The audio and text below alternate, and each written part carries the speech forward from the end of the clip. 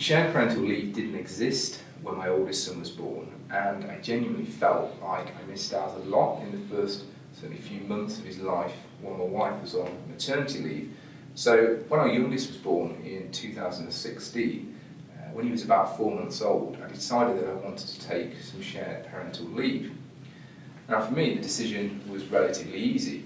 Did I want to take 11 weeks off on full pay to spend time with my family?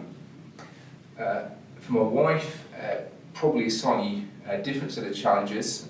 We had to get over this concept that she had to give up her maternity leave to allow me to take the time off, which is of course one of the challenges of the shared parental leave policy.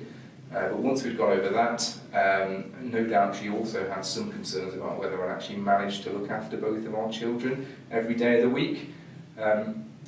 Once I'd made the decision, I did also have some concerns about how that decision might be perceived in the office, whether that would be thought by some to show a lack of ambition, and also practically whether or not giving up and handing over client relationships and matters for such a long period would have a detrimental impact. These are the same decisions that a lot of women who have previously taken maternity leave have had to grapple with. But for me, there was also the added question of whether people would have a different reaction to a man taking time off with his family to look after his children.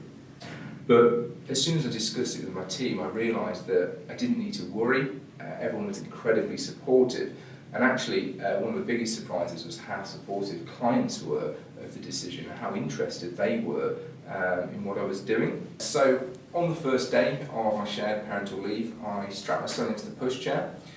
We waved my wife off to work and headed off to the park in the sunshine, and I quickly realised that it was the best decision that I'd made, and I was never going to regret taking time off to spend with my family. There were, however, two slightly unexpected consequences. The first was that I realised just how challenging it was looking after two small boys every day of the week, and that obviously gave me a better perspective in terms of how difficult it had been for my wife while she was on maternity leave. But also, secondly, when I returned to work, I actually, notwithstanding these sleepless nights, felt re-energised, revitalised, at least mentally, and I felt a lot more enthusiastic about the work that I was doing. So I genuinely believe that there's a real positive benefit both for the firm as well as for me and also my family. We're all lucky to work in such an open and supportive firm which recognises and supports flexible working for parents regardless of gender.